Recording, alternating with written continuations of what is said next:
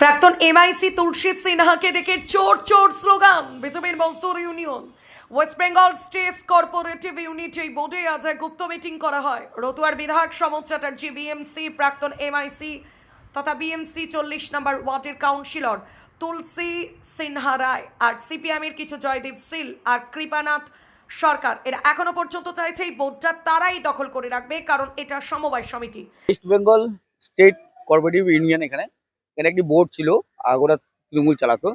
এই বোর্ডটা নিয়ে আজকে এরা একটা গুপ্ত মিটিং করে।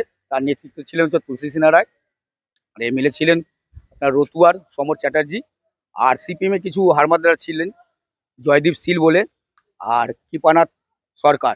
এরা চাইছে যে এই বোর্ডটা তারাই দখল করে রাখুক, কিন্তু এদের এই জ্ঞানটা নেই যে আজকে সরকার চেঞ্জ হয়ে গেছে, আজকে আমাদের সরকারে 103 দিন হয়ে গেছে, কিন্তু এরা সেই দুর্নীতির রাজত্বটা এখনো ধরে রাখার চেষ্টা করছে। কারণ এটা সমবায় সমিতি, এখানে প্রচুর টাকার খেলা। এরা চাইছে এই টাকাগুলো হরপ করুক। বিগত দিনে কোনো হিসাব এরা দেয়নি, সেই হিসাবগুলো না দেওয়ার তো দরুন এরা দীর্ঘদিন ধরে এখানে মিটিংয়ে আসতো না।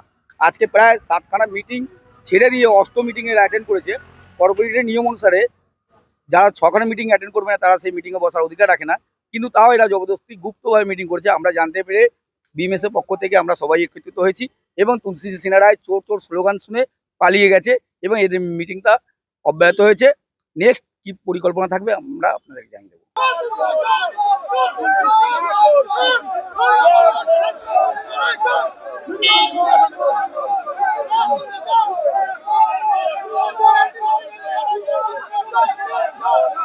এখানে প্রচুর টাকার খেলা হয়, তাই দুর্নীতি চালাতে তারা আজ গুপ্ত বৈঠক করে।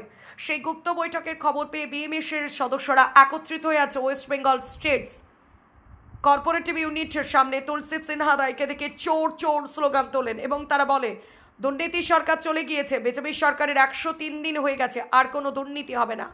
7টি বোর্ড মিটিংয়ে আসেনি, 8 নম্বর বোর্ড মিটিংয়ে তারা ইচ্ছাকৃতভাবে এসে গুপ্ত মিটিং করে। তারই বিরুদ্ধে সরব হয় বিএমএসের সদস্যরা। তুলসী সিনহা রায় চোর চোর স্লোগান শুনে পালিয়ে যায় সেখান থেকে। ব্যুরো রিপোর্ট, আরোহী নিউজ বাংলা।